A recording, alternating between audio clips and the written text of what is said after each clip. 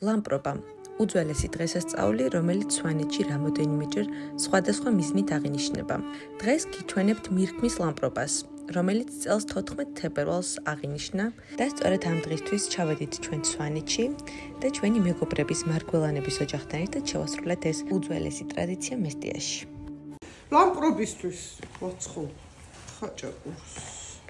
საღამო შებინდებისას მიდის ყველა ეს დამზადებული ლამპრები მიაქვთ. ლამპარი რომელი ხისგან უნდა იყოს? არყის ხისგან უნდა იყოს, აუცილებლად წმინდა ხე. სულებს ვათბობთ. მირქმის ლამპრობისთვის სვანეთში განსაკუთრებით ემზადებიან. ამ დღეს სავალდებულოა ოჯახში სიმშვიდე იყოს, რადგან სვანებს ჯერათ, რომ ამ ღროული გულით მიტანილ ლამპრებს ღმერთი არ შეიწირავს. მამაკაცები საფლავებს ასუფთავებენ და ლამპრებს ამზადებენ. ჩვენმა დიასახლისმა ლელამ ფეტვიანი ანუ ჭუჭყენი ხაჭაპურები და კუბდარი გაამზადა, რომელიც შებინდებულზე საფლავზე უნდა გავიტანოთ. ამ დღეს მოსახლეობა ცეცხლს საფლავზე ანთებს. ისინი ღმერთს მიცვალებულების იმქვეყნიურ კეთილდღეობას და სიმშვიდეს თხოვენ. ლამპრები აუცილებლად არყის ხისგან უნდა იყოს დამზადებული, რადგან თქმულების თანახმად ქრისტეს ავაზაკები რომ დაედევნენ, სწორედ არყის ხემ დაიცვა და შეიფარა. რის შემდეგაც ქრისტემ ხე დაალოცა და აღუთქვა, რომ მას ადამიანის სულის მოსახსენებლად გამოიყენებდნენ. ლამპრობის შესახებ პირველი ცნობები ქართლის ცხოვრებაში აღწერილი. ივანე ჯავახიშვილის ქართველი ერის ისტორიის თანახმად კი ლამპრობა მთელ საქართველოში იყო გავრცელებული, თუმცა რიტუალმა პირვანდელი სახე მხოლოდ სვანეთში შეინარჩუნა.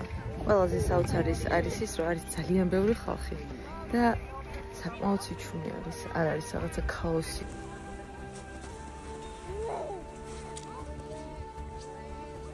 აკაკიმ ლამპრები დაანთვა და თან ილოცებოდა სვანურად. ნინიმ კი იქვე თოვლზე პატარა სუფრა გაშალა.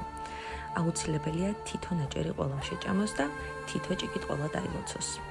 ფეტვიანი ხაჭაპური განსაკუთრებით გამოიყურებოდა და უგემრიელესი იყო. შესანდობარი ითქვა და ზომიერად დაილია. საოცარი სანახაობა იყო ამდენი ასობით ადამიანის ერთად ნახვამ და ეს სიმშვიდე და სიმყუდრავე, რაც იქ იგრძნობოდა. ნამდვილად სვანებისთვის გამორჩეული დღე არის და დიდ პატივცემენ. ეს პატივცემა კი გამოიხატება მათ ქცევაშიც, რაც ნამდვილად გასაოცარი იყო ჩემთვის. დაჩი ნახე?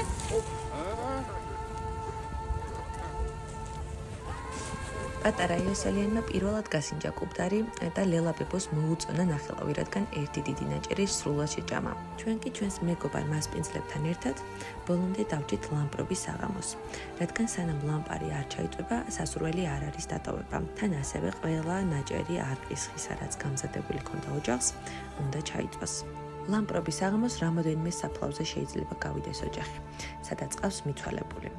ჩვენ დაახლოებით 2 საათში დავბრუნდით უკან სახლში, სადაც ჩვენს დიასახლის და ჩემს დიდ მეგობარ ლელას უკვე გაშლილი ქონდა სუფრა, ნინიც მიეხმარა და პურობა გაგრძელდა შუაღამემდე. მეორე დღეს კი წავედით მულახის თემის სოფელ ლახირში, იოსელიანების სოფელში, სადაც სვიმნის ლამპრობა აღინიშნებოდა, ეს გასაოცარი დღესასწაული, რომელსაც უკვე შემდეგ ვიდეოში შემოგთავაზებთ.